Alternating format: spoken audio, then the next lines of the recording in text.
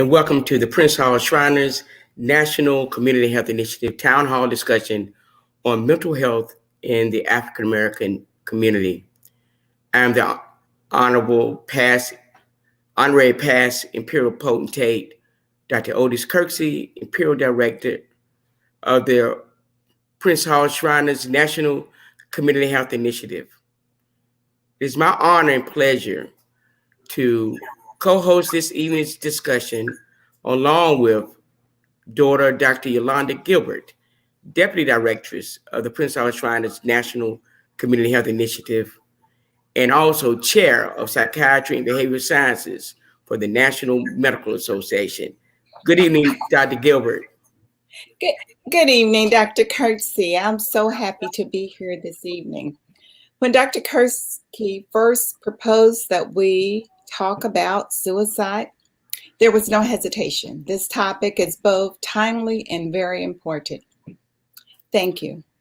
Great. I'm prepared for a very interesting discussion.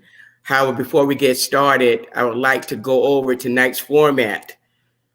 All participants within the audience will be muted, with the exception of our moderators and panelists. Our audience participants will have opportunity to a question and answer period at the end of the show. During the show, if you have any questions, go ahead and send those questions in online, and we will try to get to as many questions as possible. Please note, if you are an audience participant and you are experiencing feelings related to suicide, please call the National Suicide Hotline at 800-273-8255. That's 800-273-8255. Dr. Gilbert. Mental health is often a difficult topic to discuss. This is particularly true in the African American community because of negative attitudes and beliefs regarding mental health disorders. The COVID-19 epidemic has been associated with increased rates of depression, anxiety, and suicide. In fact, the Prince Hall Shriner family has lost 3 of its members to suicide over the past few months. Our organization's leadership felt that there was an urgent need for a candid discussion on mental health, including suicide, with the members of the organization. Dr. Kirksey. Thank you, Dr. Gilbert. The aim of tonight's town hall discussion is to empower the community with up-to-date, factual, and culturally relevant information on mental health, particularly suicide, in the African American community. To that point, we have assembled a dynamic panel of experts to lead us in this discussion. Dr. Gilbert, would you please introduce our panelists? Certainly, and thank you for the opportunity. We have 2 panelists with us. I would like to go ahead and introduce initially Dr. Dion Hart, who is an adjunct assistant professor of psychiatry at Mayo Clinic of Medicine and Science. In 2014, Dr. Hart was named Minnesota Psychiatrist of the Year. In 2017, Dr. Hart received the National Alliance on Mental Illness Exemplary Psychiatrist Award. That same year, she was elected into the American College of Psychiatrists, which is an honorary medical organization. She was the first chair of the American Medical Association's Minority Affairs section. Dr. Hart is an alternate delegate for the American Psychiatric Association. And in 2020, Dr. Hart was named one of the 100 most influential healthcare leaders in Minnesota. Dr. Hart, would you please? Good evening. Thank you, Dr. Gilbert, Dr. Kirksey, for the opportunity to discuss this important topic with my colleague, Dr. Higgins. Tomorrow is the last day of Mental Health Awareness Month, but it will not be the last day that we speak on this important topic, Black mental health. Good mental health is integral to overall health and well-being. A person's mental health is influenced by various social, economic, and physical environments at different stages of our life. Risk factors for many common mental health disorders are heavily associated with social inequities.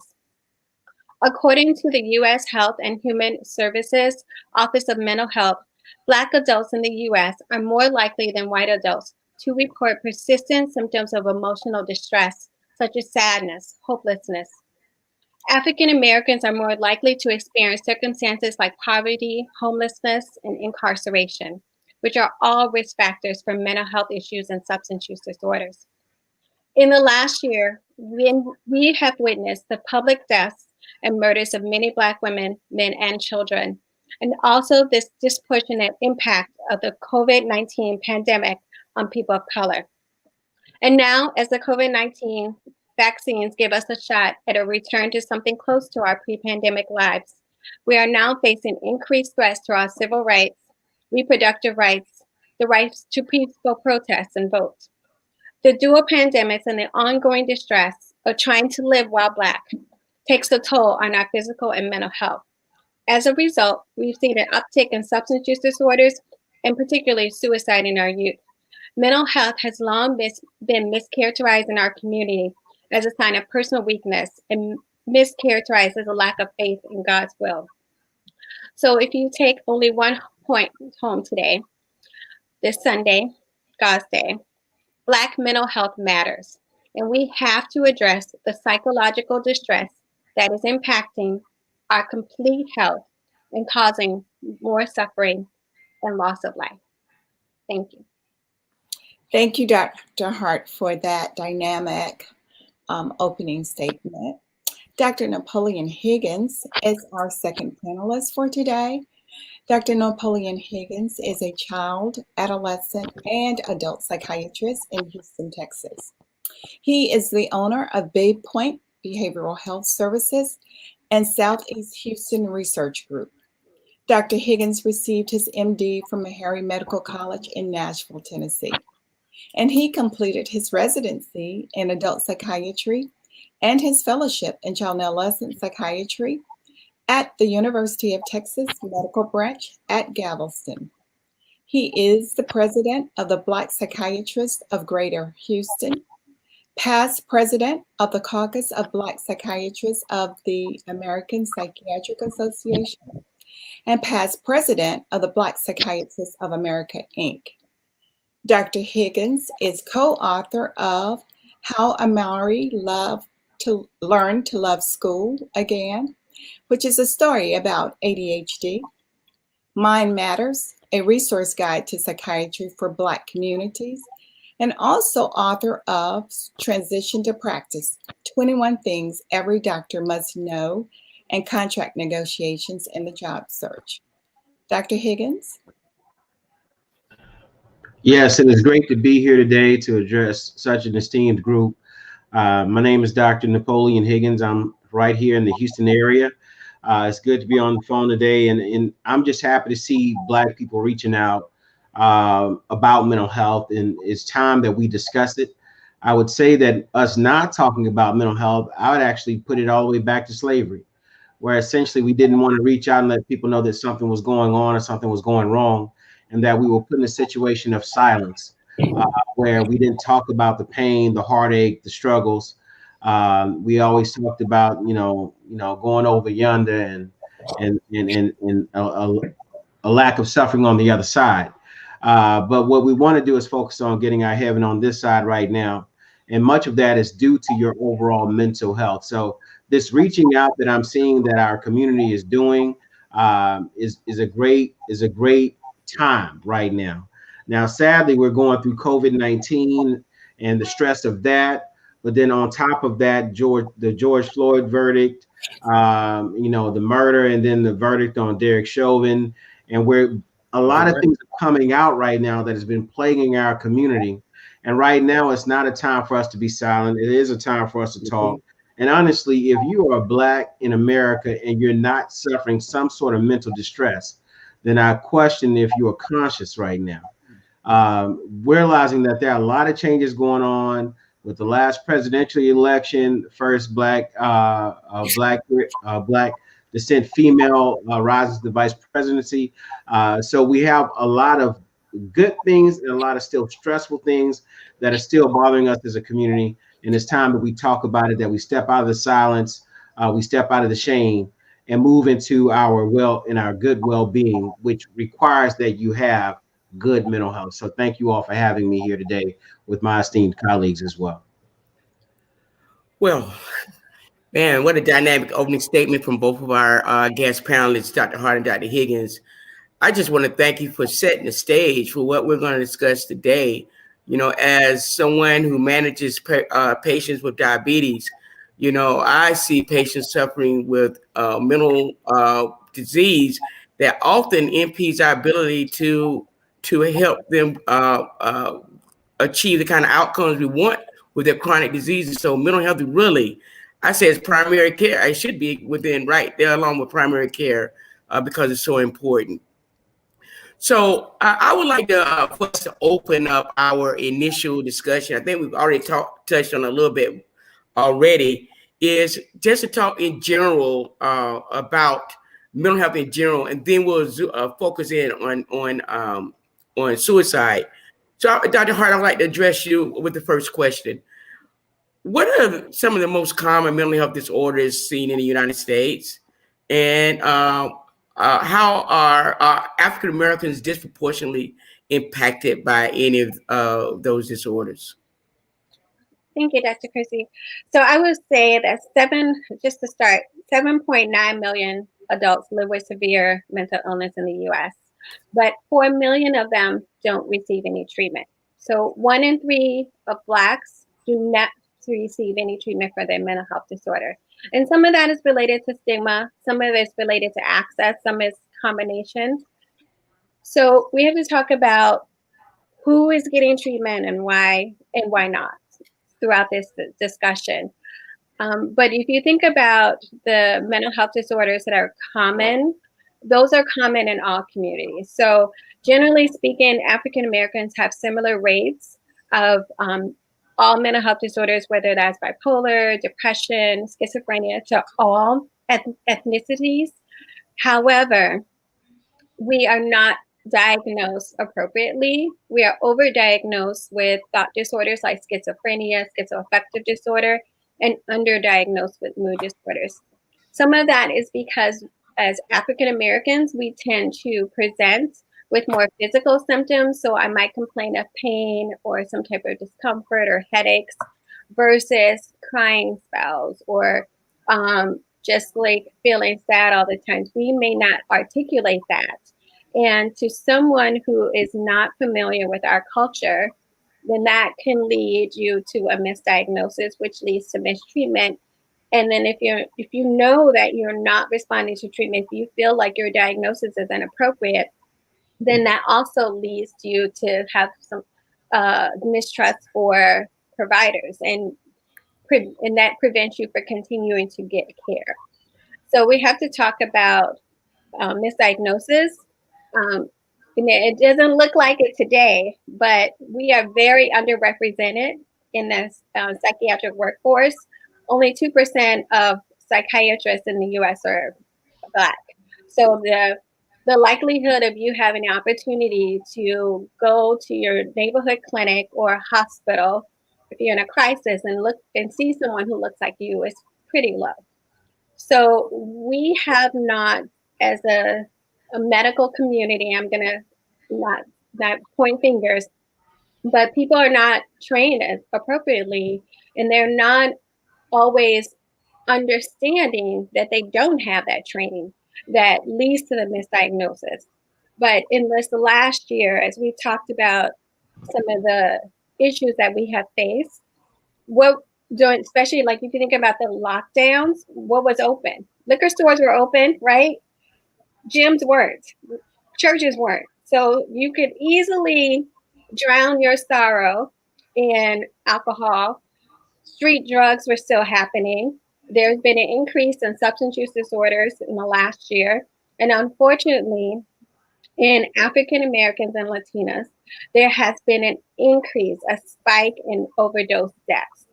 So we have to make sure that we don't stigmatize people who come to us who have a substance use disorder, because those are mental health disorder, brain disorders, just like any other.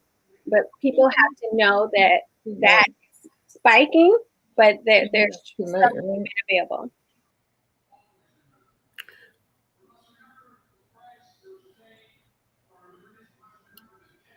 Thank you, Dr. Hart, for that great response.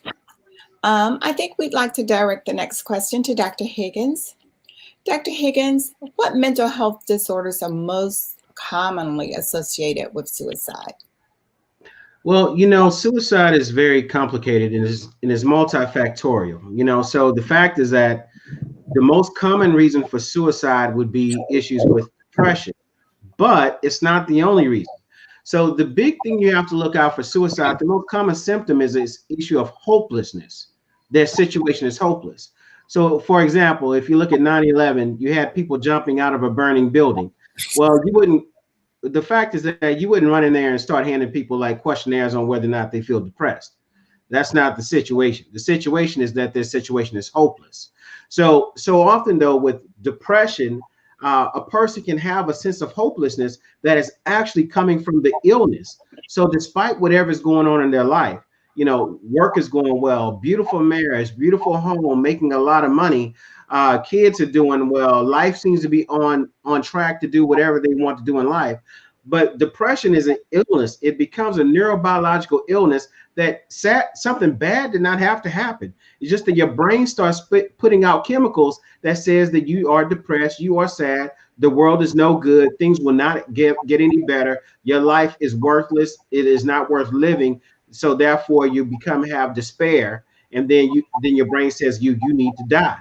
And I'll have people to say that my brain is telling me to kill myself and my life is going well. That's because you're dealing with the illness. Now, when it comes to depression, not all depression is major depressive disorder, all right? It could be bipolar depression, or it could be other things that's going on with your mind that's causing you to feel depressed. I know some people who become suicidal behind just pure anxiety. They're not even depressed, but their anxiety is so bad that they feel like there's no way out. So we always have to key in on the issue of hopelessness when looking at a patient. And then, of course, suicidal ideation, they're talking about it, they're speaking about it, they start to give away things. You start to see that their behavior starts to change a lot from where it used to be. And so often when a person that does commit suicide, a lot of people say that, oh, they seem so happy, but also there'll be people close to them that saw the signs and symptoms. So normally there's a pattern of behavior that you'll see before the actual suicide occurs. And we have to look at for overall mental health issues, as Dr. Kirksey was referring to, how he has, patients who have diabetes and he's managing the diabetes, but they don't seem to be getting well. And why is that? Well, their behaviors many times can look like quasi-suicidal behavior. You know that you're diabetic, but you're not taking your insulin. You're not changing your diet. You're not doing any of the things that is required for you to get better, to get this diabetes under control. And then you may be under imminent threat of dying. You leave the doctor and then you go straight to Cracker Barrel and start eating a bunch of rolls and sweets and everything else. And sometimes folk are really trying to kill themselves. They're trying to end their lives because their behavior is showing that way. So, we have to look at all of those different things that are going on that kind of gives us a signal that something might be occurring. And I'll go ahead and say it now, especially when you start to see suicide within groups. Suicide can have an issue of contagion, where essentially one person kills themselves, especially the more popular they were, the more well-known they were. The problem is that a lot of others, I wouldn't even call it copycat, will start. It's not a copycat issue. I see it more as other people see it as a way out. And that this person of significant prominence or someone close to me committed suicide. So I see this as a way out as well. And then you start to see it spread. So we've got to be in the mindset that suicide is a sad, tragic end to normally what is actually an illness.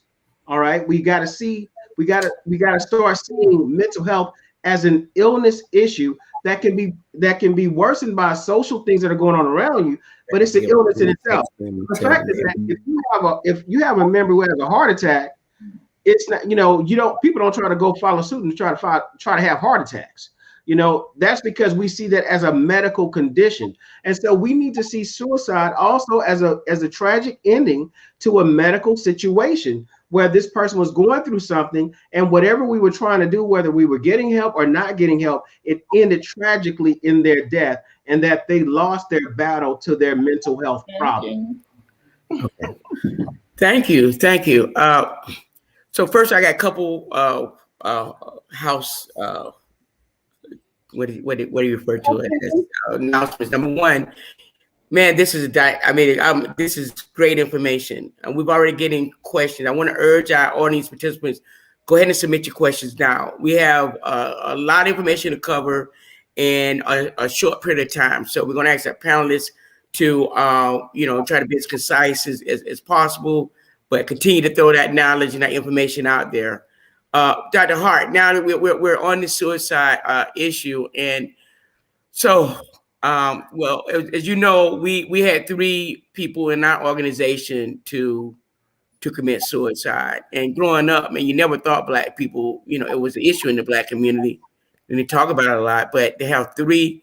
So, just how prevalent is it within the general population, and is there a difference in the rates or trends of suicide in the African American community? First, I want to say I'm sorry for your loss. I lost a family member to suicide this year, so I completely understand that. Suicide is a major public health concern. Suicide is one of the leading causes of death in the U.S. Overall, the suicide rate is about 5.5 per 100,000 people. So about 5 out of 100,000 people lose their life to completed suicide. So as Dr. Higgins mentioned, and as you mentioned, we tend to think about suicide as a white problem because that's where the focus has been. We don't really talk about it in our community.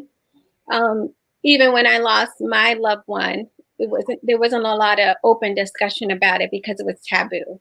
People didn't want to talk about us taking our life in the same way. That's a white problem.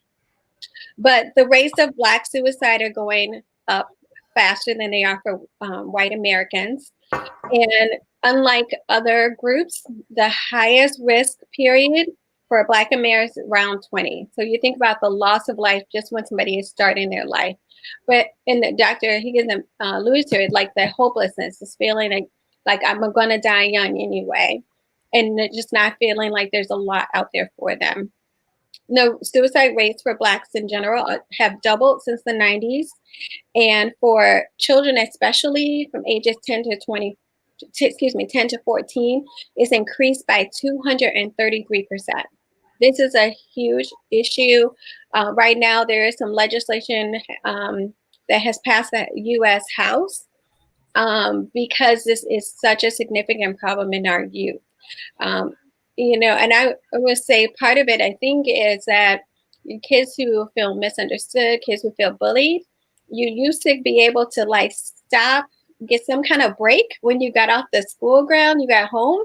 But now with social media and all these things, there is no stopping. And you just I think sometimes they just feel overwhelmed. Yeah. So I think that we have to address this increase, not only in the rates, but we also have to pay attention that it is a risk and make sure that people who are speaking about suicide, who feel hopeless, get the resources they need. Thank you. Dr. Gilbert. All right. Dr. Higgins, I think that Dr. Hart may have talked a little bit about what's happening with our youth.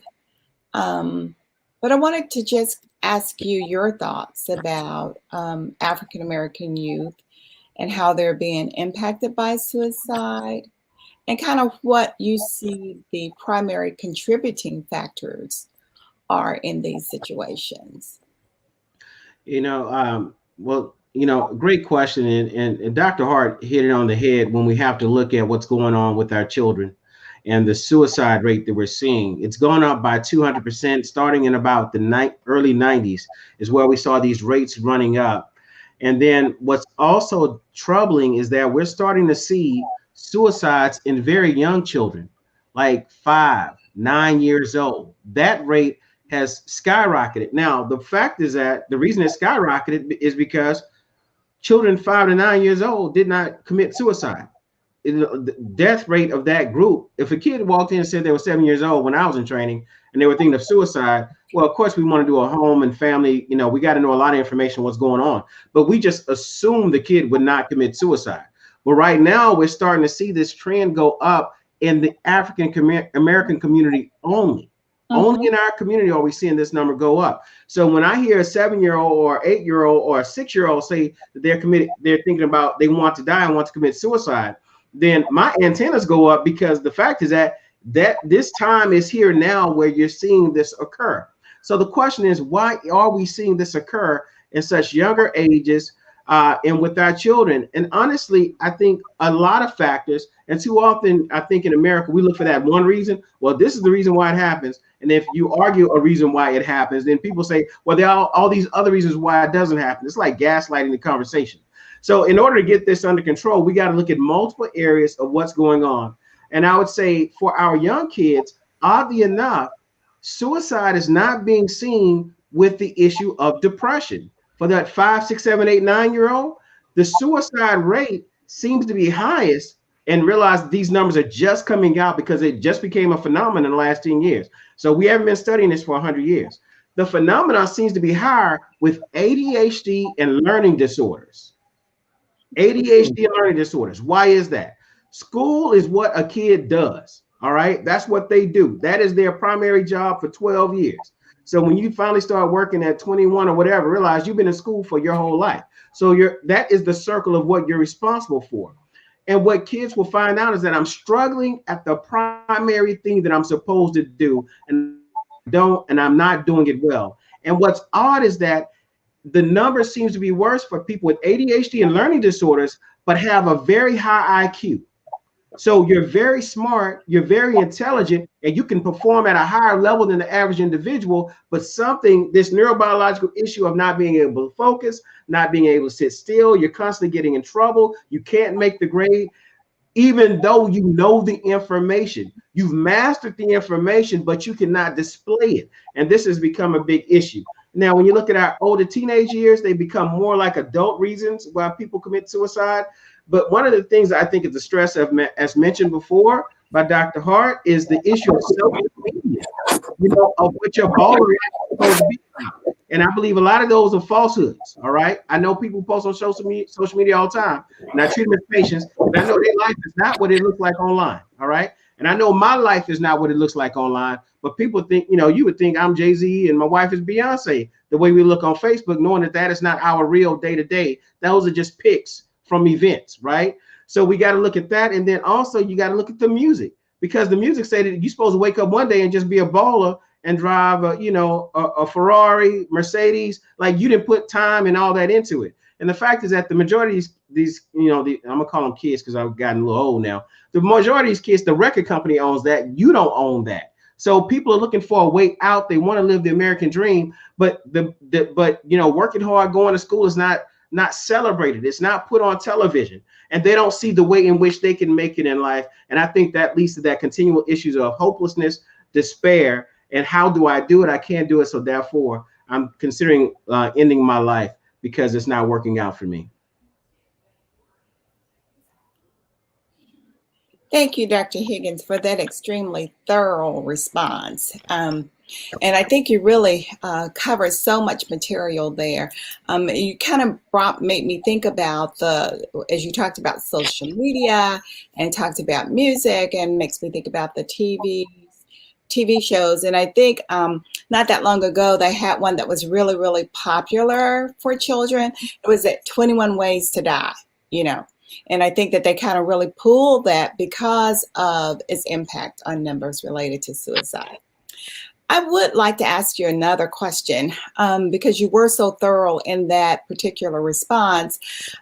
Do you see bullying is impacting suicide in children? Definitely so. You know, you have to look at that. All kinds of bullying going on right now. There's so many ways for people to contact you.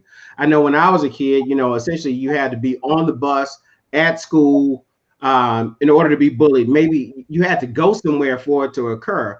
But now bullying can occur 24 hours a day. The things that people can say, you know, like say if you had a fight and you got beat up. I mean, it's running with all of your peers, spread throughout the entire school.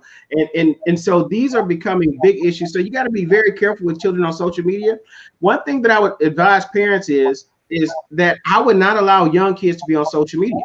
There's a reason why they say that, you know, Facebook, I think the age is 13, but even at 13, that may not be a good time. And I would tell a parent that unless you're going to be on the social media with the child, like you're going to be actively involved, they do not need to be involved in social media, because it is shown that the more a child is involved in social media, the more likely they are to become sad and depressed. And some of that's from bullying, but some of that is comparing your lifestyle to other people, realizing that the whole thing is a falsehood. That is not what life is really like on people's social media. I don't know if anybody puts their real life on social media.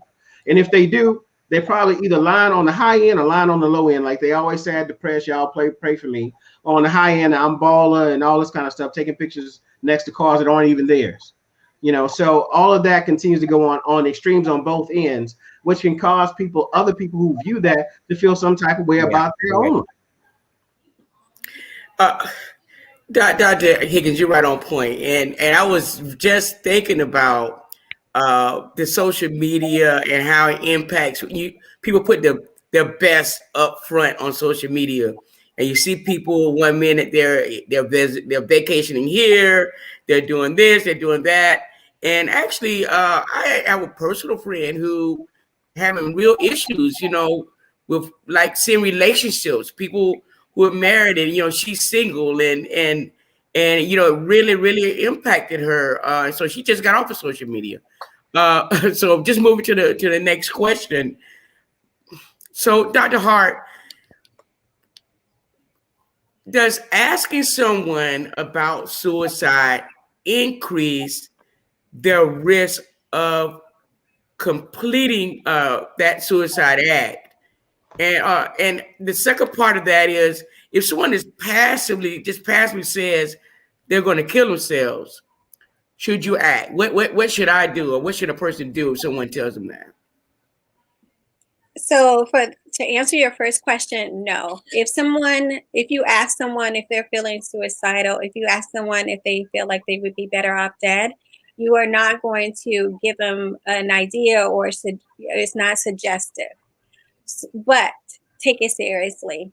So if someone even passively mentions that, if you notice a change in their behaviors, maybe they're giving away things, maybe they're just not themselves, act on it. Call 911, get them to a safe place. If you feel comfortable taking them to a safe place, do that, but help them.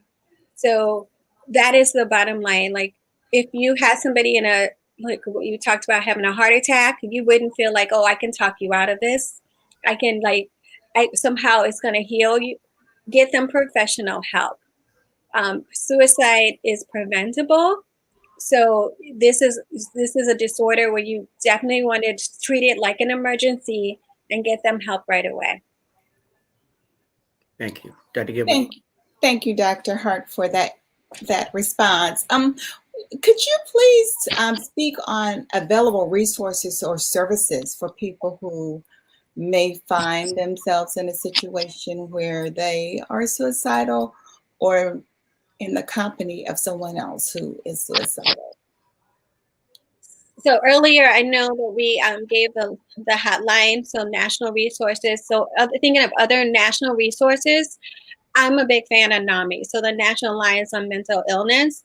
They have a lot of resources. Of course, it depends on how active your state is. Both Illinois and Minnesota, my home states, have really good chapters. So I would say talk to them. There are resources on social media. You can even text places. The one that I have been referring people to very recently is Taraji P. Henson, the actress. She has a foundation called the Lawrence Henson Foundation. And if you go on that website, there's a lot of resources for people to get free virtual therapy, to connect with somebody who is a social worker, psychologist, or psychiatrist who's of color. And the foundation's mission is to eradicate stigma around mental health issues and also to provide resources. So I think it's a really good resource for the general public. So I would strongly advise that you seek those. But you can also go online and look up in your area for mental health resources, and that should guide you.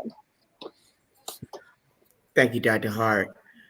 So we're about 30 minutes into our program, expected to go 60 minutes. So let's now entertain some questions from our audience participants.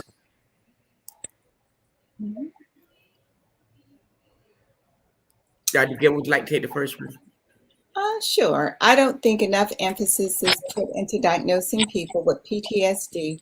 Who would you directly go to in dealing with that?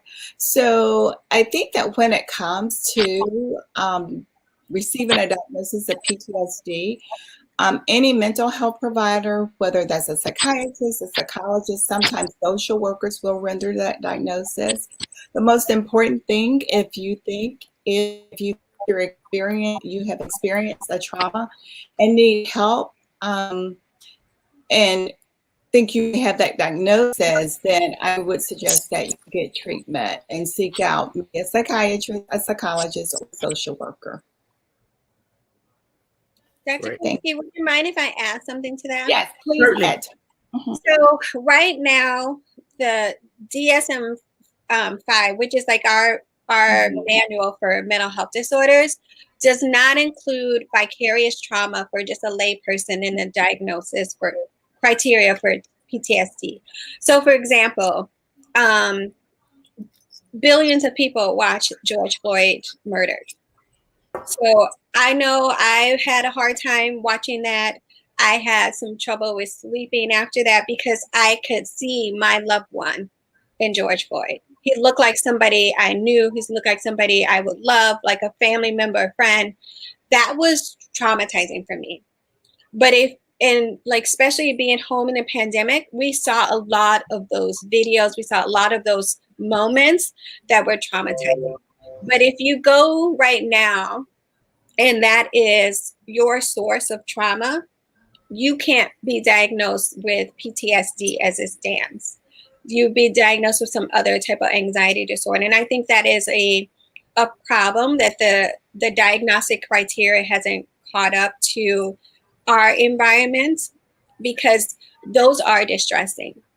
To see that, particularly if you see it over and over, that can lead to feeling anxious when you're in public, problems with sleeping, headaches. So all the things that people who have PTSD describe and experience. So hopefully the science will catch up to patient experience, but don't let that stop you if you are experiencing those symptoms, even if you don't think that it's going to be appropriately diagnosed.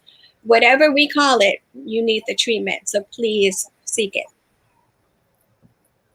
Thank you. One thing I do want to, since we're talking about trauma, I know for myself, I started feeling nauseous anytime I saw the video of Brother Floyd on the ground.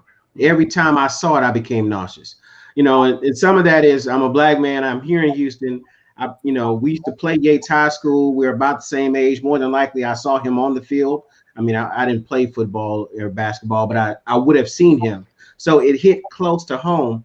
But realizing that these traumas, there's a negative effect on the mental health of Black people across the country. Every time that we see yet another Black person be killed at the hands of the police for whether they were not following police directions or just walking down the street, realize that this is systemic trauma that we're all experiencing and going through. I was jogging down the street the other day, and I was coming up on a white woman, and she kept looking at me. Next thing you know, she's on her phone, staring at me, talking to somebody as I'm trying to jog by.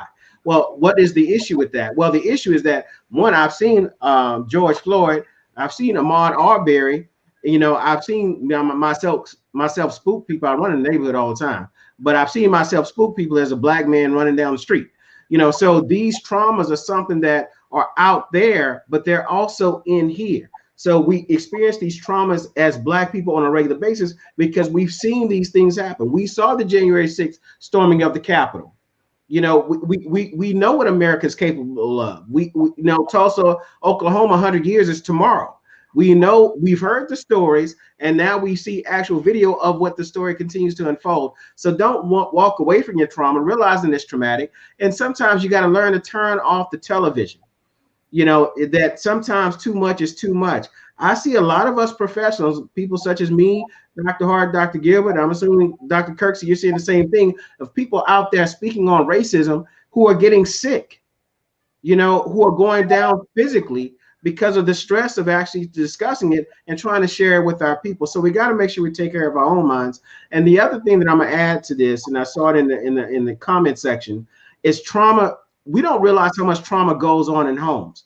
Realize that 1 out of every 4 girls is going to be sexually abused or raped before the age of 18, and 1 out of every 6 boys is going to be sexually assaulted or raped before the age of 18. And it goes on in our community. And these are traumas that happen inside of our home that nobody talks about. No one is talking about these things, but they happen on a regular basis. Molestation, sexual assault, all of these things are going on, and you don't know what kind of traumas that people are having, realizing that trauma is also layered. So one trauma happens today at 5, happened when you were 5. The next trauma happened when you were 9. The next one may not happen until you're 19. But the fact is that all of them stack on top of each other. It's not like the first one went away and then someone put another one on top. They all continue to stack, and they can build up. And the fact is that we've got to reach out and get some help for ourselves and our people. And that I don't know Black folk who are not traumatized by America. Yeah. And I thank you, Dr. Higgins and Dr. Hart, for expanding on that. I'd like to just add 2 more things to the comments that have been made. Is that during this time of the pandemic of COVID-19, there has been also an increase in interpersonal traumas. And we call it interpersonal violence, because relationships, a lot of times people who have been being abused are stuck at home now with their abusers, and there is nowhere to go. So we've seen an increase in interpersonal violence there. And also the other thing is the generational traumas that we as a people carry. And this just kind of gets back into epigenetics, so that even though it may have been our grandparents or great-grandparents or somewhere back in the past, those traumas still infect us in our DNA today, so that we are already dealing with a baseline set of traumas. In addition to the traumas that are being placed on us just by living as Americans. Sometimes, I think that when we start to look at trauma and the stress of it all, and the whole cortisol response and the inflammatory response, all of which are associated with the increase in stress, that adversely affects us physically and then contributes to a lot of these underlying chronic diseases that are prevalent within our community. Thank you. Yes, allostatic load is real. So living in America, being Black, is a stressful situation in itself. Before I go to the next question, I just want to just ask this to the panelists. We talk about COVID. What about the inability to grieve over the last year? Like, people losing loved ones and not able to really have closure, unable to have a funeral, unable to get with their family members to console each other. What do you think about that? Any impact on mental health and so forth from that aspect? I would go even further back. Just having someone in your life who's ill and not being able to touch them, to comfort them, to do all the things that we do for our loved ones when they're ill. And then if they're hospitalized, relying on someone else to communicate with you because you couldn't visit, right? Yeah. So suddenly you lose someone, and the last time you saw them, you hoped you would see them, but you didn't get to say all those things often. to have closure. And then, I would just speak in my family, homegoings are a big deal. So we all gather together, we grieve, we laugh, we cry, we have a meal together. That is all part of this process that was lost to people. There were people who couldn't even find a funeral home willing to take their loved one. I mean, what do you do when you are trying to do someone's final arrangements from your home with maybe very limited access to resources? How do you even navigate all of that? So I would say that we haven't probably begun to know what people have experienced from this past year, from their loss, not just of their loved one, but the lack of the ability to grieve, and also to be able to navigate the system related to death. So I am, I know you mentioned that you lost 3 people to suicide, but if we talked about all the people that we lost in this last year to COVID, all the people who are still dealing from the economic losses, from the health burdens related to that, it's going to be years before we recover. Yeah. Thank you so much. I think we have a question from the audience.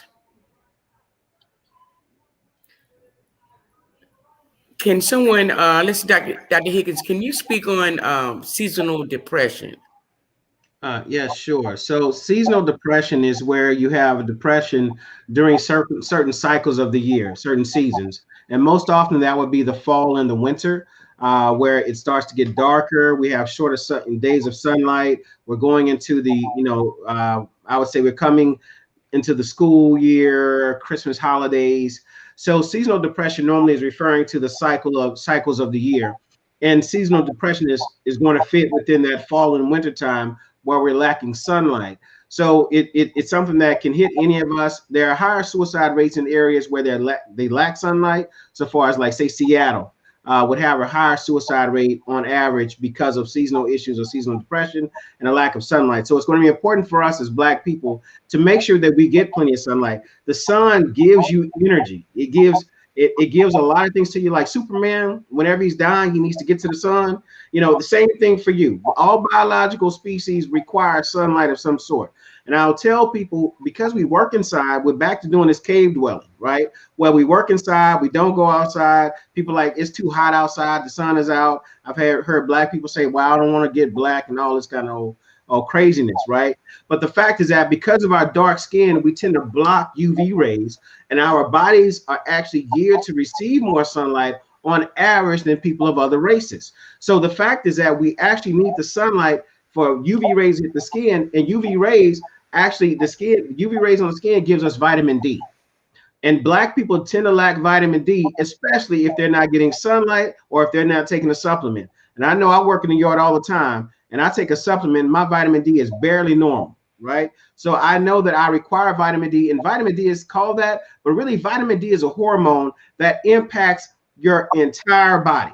So we want to make sure we do that. Now, realizing that some people will require medications and treatment during seasonal depression, there's a thing called light therapy where you can get bright lights and you actually sit in front of the light for a certain period of specified part of time in order to do that. But sometimes it's good to go to a sunny place. We need to take these vacations. This thing about being a workaholic and and I can work all the time, I don't need to take a break. Well, listen, if you die and keel over, I can guarantee you they'll have somebody else doing that job. The patient will find another doctor. So you got to make sure that sometimes you got to take your own breaks. Go find you some natural sunlight.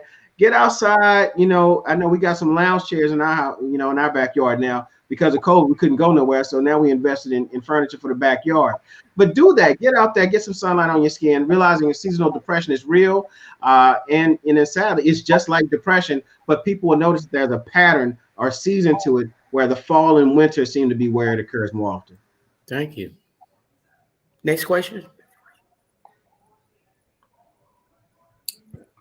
All right. So the next question is very informative discussion. How can you help someone that is displaying signs of depression and hopeless, but they are in denial? Do you all want to take this? Dr. Hart, you want to take that one? Sure, I can start the conversation. So it would say, like, if you feel that that person doesn't have insight, point it out to them. Remind them of the things they used to do that you don't see them doing, but also tell them that you are willing to help them get better, so that you are willing to stay with them, because that means something. And if you have an experience with depression, with feeling hopeless, share that. Make that person understand that they're not alone, that there are people who have experiences and recovered, so that you give them hope. So you instill hope. That is very powerful, for just someone to be there and explain to them that what they're experiencing is real and that there is resources available for them. Great. I think we have a very good question coming up here related to. Okay, here's one. And actually, whoever wants to take it, what advice do you give someone who's on medication that have side effects of what they are being medicated for? Now, I don't know quite how to take that one, but maybe you guys can figure that one out. Okay. Use somebody takes Prozac, and then we'll say to them one of the side effects for they take it for their anxiety is anxiety. So I think that's what they mean. Like, Okay. the side effects is what they're experiencing, is what they're being treated for. Oftentimes the side effects come quick out of the gate, and then the benefit comes later. So the medications like Prozac, like serotonin uptake inhibitors, like the chemicals. So that is not just in your brain, it's also in your gut, it's throughout your body. So when you experience these side effects, it's because we don't have medicine that just goes to where we need it to right now. It goes throughout your body. So sometimes you experience those neurochemicals working in other places, and usually that gets better. But that is definitely a conversation you want to have with your provider, with your psychiatrist, with your primary care physician, because side effects are really what people experience that causes them to stop taking their medication, particularly sexual side effects. They're like, okay, I'm out of here. But there could have been a way to adjust the dose, the timing, or treat with a different type of medication that would have addressed it. So having side effects is normal and expected, but make sure that you discuss it with your prescriber. And also, Dr. Hart mentioned sexual side effects, and sexual side effects occur not only in men, but also in women. So women need to be aware as well if there's a change in sexual functioning after starting the medication. Let your provider know. Sometimes this calls for combination treatment, and other times it will call for adjusting dose or changing the medication. All right, so our next question is, how do you handle a situation when a person refuses mental health services? That's a really, really good question, because I think that when we look at that, it depends on the setting. When someone is outpatient, it depends on the severity. If someone is mildly depressed, I think, like Dr. Hart talked about a little bit earlier, you want to be compassionate, but yet you want to be stern and try to share with this person the changes in their functioning that you're seeing, and maybe talk about how mental health could be of service to them. If the person has gotten to a place where they have become a danger to themselves or to others, such as in a situation of becoming suicidal, then that's a much more urgent and a different conversation. You would want to call 911 or the crisis line, and I think we gave that information out a little bit earlier. We can put that back up on the screen as well. The suicide prevention hotline also has a chat box where you could get some resources that way. I like to tell people, if you're feeling unsafe or you're with someone who is unsafe, we cannot predict human behavior. So it's very important that all instances of thoughts of suicide be taken very seriously and professional care be sought immediately. So those particular resources are available. And if it's a situation that you absolutely cannot manage, I'm always hesitant to say this because we know that sometimes when 911 comes or the police come, it isn't always the best outcome for us and our people. Yes. So I'm cautious about saying call 911. But absolutely, you can call 911. The other thing is, I think that sometimes people aren't aware that suicide is a medical emergency. So if you could just get the person to an emergency room, their situation could also be addressed in that way. That's good. Our next question, please.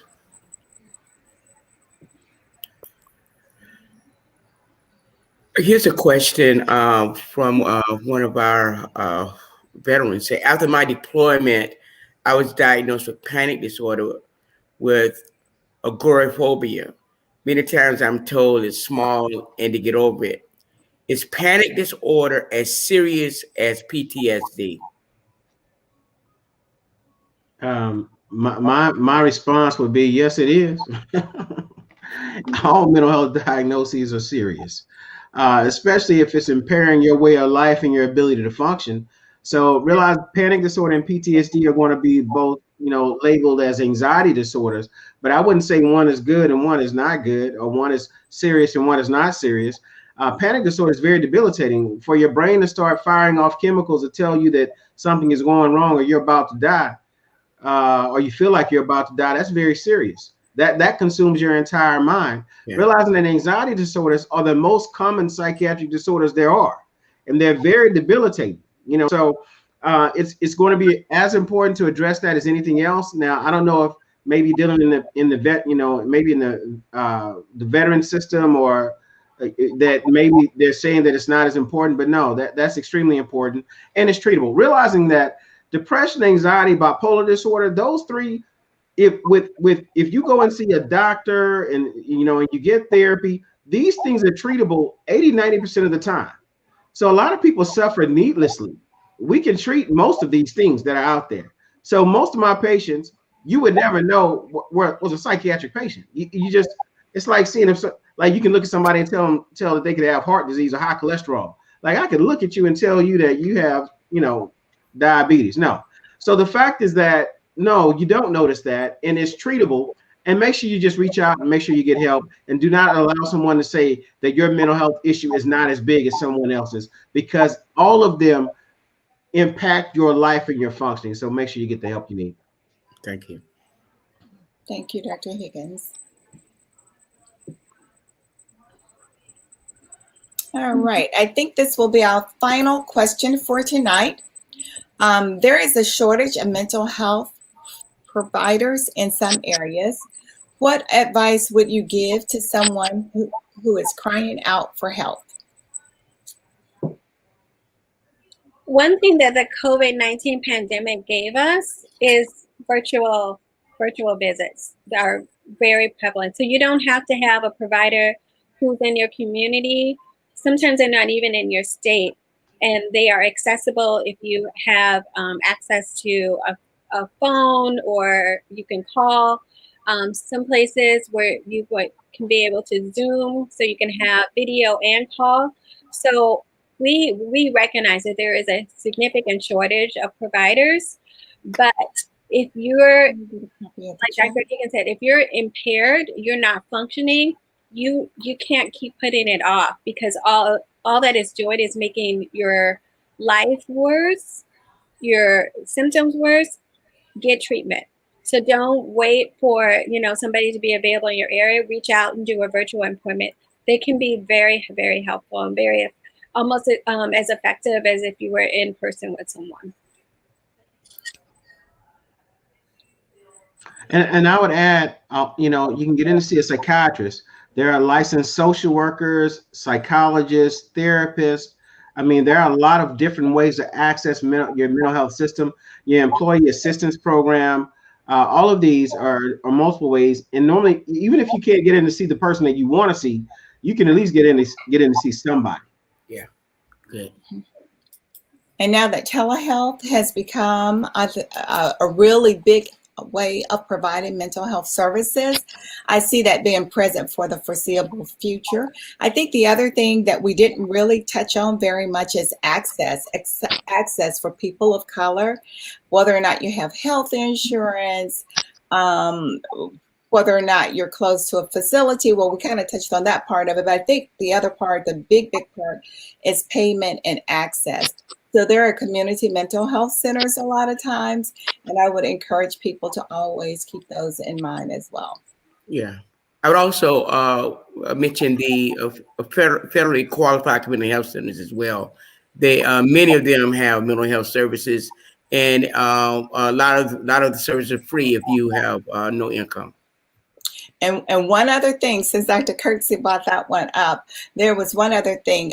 Your primary care providers treat a large number of mental health disorders. And when it gets outside of their area of expertise or comfort level, they then will refer and oftentimes help you find a mental health provider. Yes. All right. All right. Dr. Hart, could we get your final thoughts for tonight? The hour went by very quickly. So I just want to thank the Imperial Council, Imperial Court, and members of the Prince Hall Shriners family, our moderators and my co-panelists for the opportunity to discuss this important topic. It is up to each of us to normalize seeking mental health treatment. If you believe that Black lives matter, then you have to believe that mental health matters. So I want to thank you again for this opportunity. I'm happy to continue a discussion on Twitter or Instagram at Little.D. Thanks. Awesome. Thank you so much, Dr. Hart, for those remarks. Dr. Higgins, we would love to hear your closing remarks. Yes, Dr. Gilbert, I want to thank you for your leadership and your willingness to pull this together and ask for us to be a part of this with such an esteemed group. Also, Dr. Hart, hey, it's always good to see you. It's better to see you in person, but it's good to see you on the camera here today as well. I did want to mention a few things that I do have. I have a few books here that I've written with a team of folk. This book is called Mind Matters, a resource guide to psychiatry for Black communities. Mind Matters, a resource guide to psychiatry for Black communities. It's available on Amazon.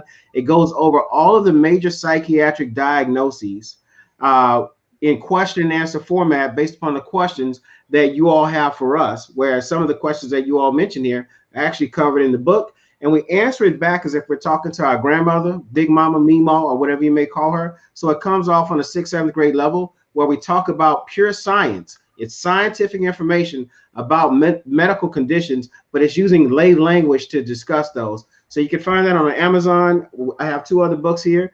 This is How Amari Learned to Love School Again, a story about ADHD, where we cover issues of ADHD, those learning disabilities. What are your rights as a parent? It has a parent guide in the back of this. So it goes over the story of a child who struggles with school, but it has a parent guide that talks about ADHD. And then this book right here is very relevant to us today, Bree's Journey to Joy, a storybook about childhood grief and depression, where we actually talk about the COVID virus. How do you talk to your child about it? But also, how do children process and go through and understand bereavement and depression as well? So I want to thank you all for giving me an opportunity to be able to mention these books, but also the ability to talk to such an esteemed group. And I hope it was helpful. Thank you to both Dr. Hart and Dr. Higgins for participating in this town hall tonight.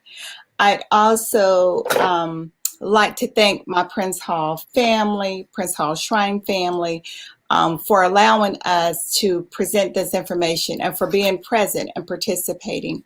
I am hopeful, actually prayerful, that something that we've said tonight will be helpful going forward, as we recall that this pandemic for us, for Black America, has been more than just about COVID-19.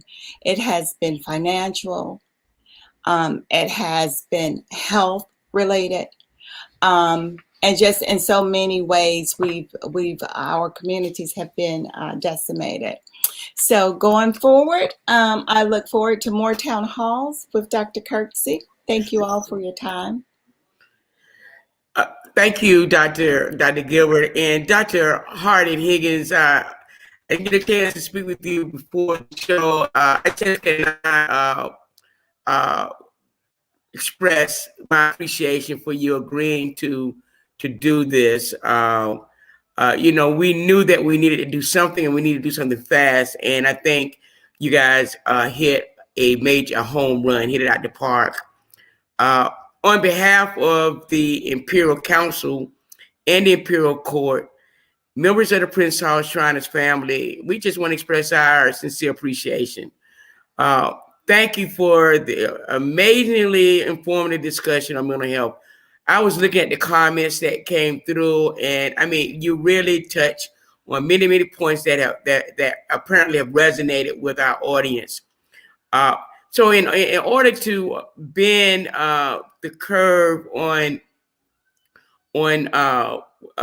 mental health in this public health crisis, I think we all are going to have to become more fully engaged in the discussion and empower ourselves with accurate and up-to-date information regarding the issue. Before closing, I want to just thank our public relations team. They are dynamic. They provided expert guidance, technical assistance, and their production oversight is just second to none. So I want to send a special thank you to them as well. We want to thank our virtual attendees. Thank you for taking the time on a holiday weekend to come in and participate in a very important topic. Before we conclude, I think we have a special announcement from words from our Imperial Potentate.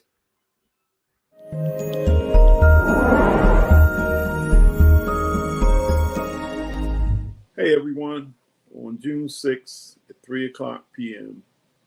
Eastern Daylight Time, there will be a virtual celebration of the Jubilee Day service.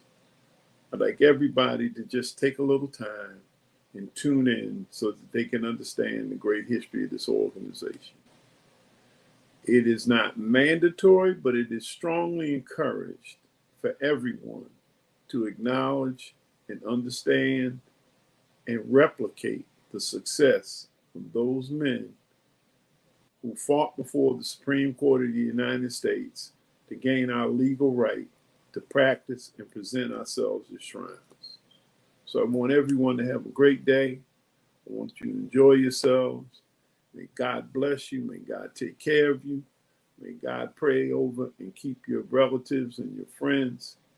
May this pandemic be released from our midst, and that the learning of the behavior during the pandemic be instilled in the minds of all, even our children. God bless you and good afternoon.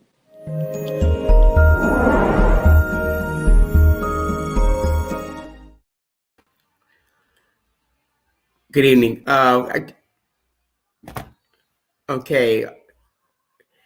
Well, that brings us to the end of a very dynamic hour. I want to thank everyone again. This ends our program.